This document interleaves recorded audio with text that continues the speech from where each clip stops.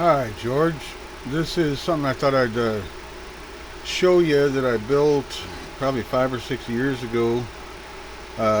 Just wanted to build a power bank, basically, portable power bank that would charge a whole bunch of stuff and power some stuff directly as well, but only 12 volt directly.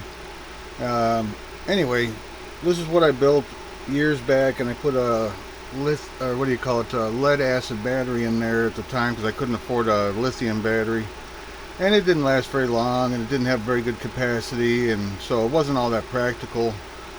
Anyway, I just came across it again here recently and decided to pull it out and kind of rework it.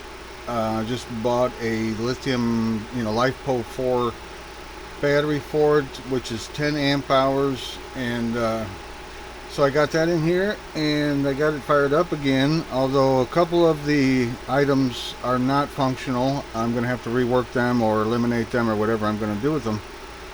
But basically it's just an ammo box that I put a whole bunch of outlets and switches on.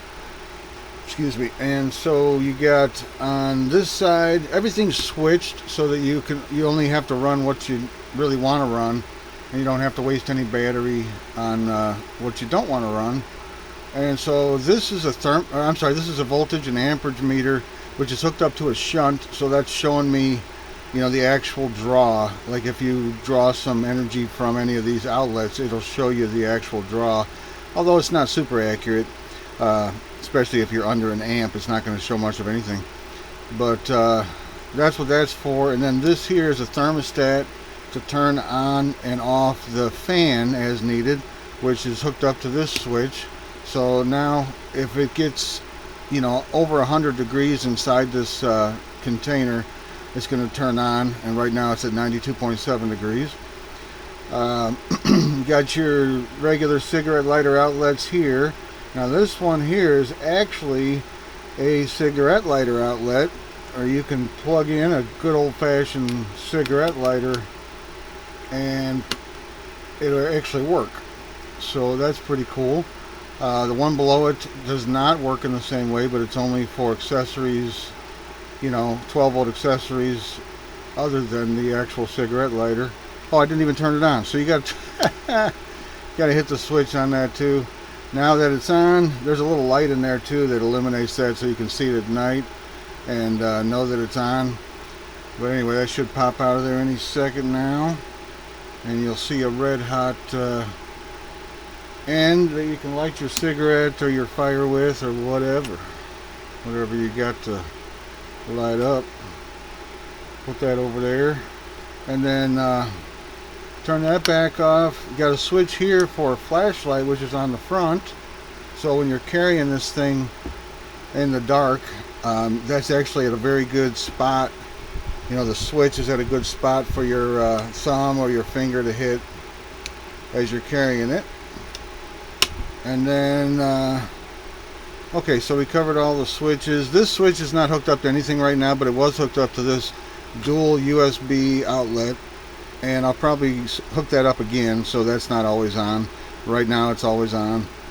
And then got a vent on the front, which is inlet, because the fan comes out over here as an outlet. And then that's pretty much it for right now. Now I'll open it up and show you too what it looks like on the inside. And it's basic setup with the fan and the light, battery, fuse box, shunt, service light, which is also not hooked up right now, but that's on a switch on this other side when it is hooked up. And then of course all the workings on the top are right there. And then I've got this, I just got this in the mail recently here today, MPPT solar charge controller, which will easily fit inside of here, like right down in here. So I'm not sure if I'm going to put it there or what I'm going to do with it. But I'm going to put that in line with the battery, of course, so that I can, charge this thing via solar panel. And I do have a 50-watt solar panel that should go well with this thing. So that's the plan, man.